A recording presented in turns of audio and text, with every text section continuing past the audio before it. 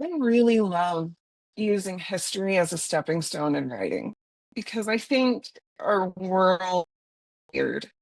And I don't think we kind of play with that weirdness enough. Oh, for Like, sure. I think a lot of it's like with grimdark stuff. People are always saying, but that's unrealistically dark. And it's like, well, I don't know. Have you read Russian history? Yeah. Because, Watch Rogan.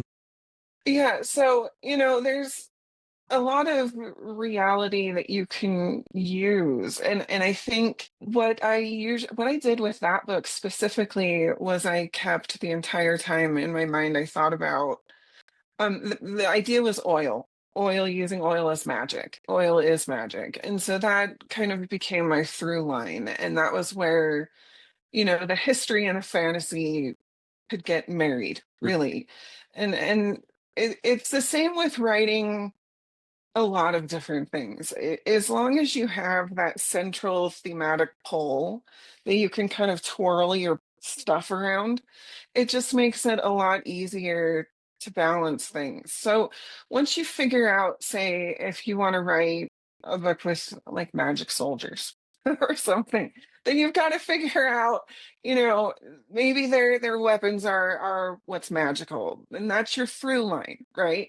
That's where you're going to marry your soldiers to the magic right there. That's your reality and your so for me, with history and fantasy, with drafting your way through this weird wedding scene you can't get through, for literally anything, it's usually just a matter of, as long as you figure out your thematic middle that you need to have shining through it. So for me, it was oil is magic, and it was really easy for me to see which parts of reality I needed to bolster the fantasy. Yeah. But without that central theme there, it was a lot harder for me to figure it out.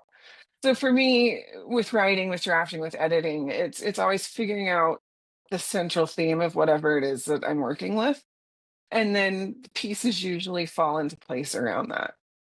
Let's I see. don't know if that makes sense, but No, it makes total sense. I had to like change my urban fantasy, like the universe's name because somebody already used it. But I was just thinking like, like Weird Tales has already been a thing, and I was like, oh, Weird Universe, somebody stole that. I went with something different. I hope nobody steals that. I went with like the Elsewhere, because I have like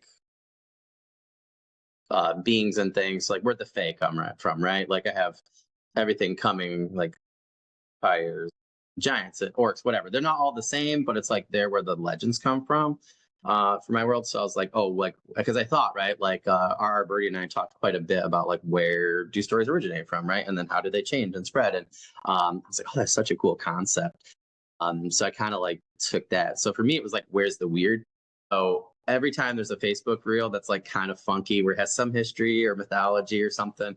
There's like these three knights that allegedly in the Crusade, like literally like are immortal now and then like did some not good stuff and I was like, oh, that's really cool, like that's weird. And then some people are like, oh, what if the Aztecs were vampires and that's why they had so much dead? And I was like, a vampire huntress would be really cool coming from an ancient vampire clan, or like tribe or whatever, and from Mesoamerica. And anytime there's like weird, I save it on Facebook or TikTok, and I'm like, if it's unexplained or weird, that's kind of my thing, right? And that's how I'm like slowly like building up more and more of the world. So I didn't realize I was going with a theme until you just said it, but that makes total sense because I want something that piques people's interest, right, and kind of goes from yeah. there. And I'm trying to explain it, right, like through the world building and characters and stories. So I think that makes total sense. So I appreciate you telling me Awesome. what I've been doing. I didn't even realize that.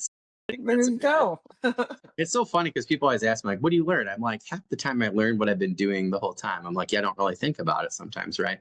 But I think now Yeah. that, now you pointed out, I'm like, oh, that actually makes sense. I think that would allow me to, um, do a better job at it, because now I'm kind of more conscious, and cognizant of it. So I think that's really cool.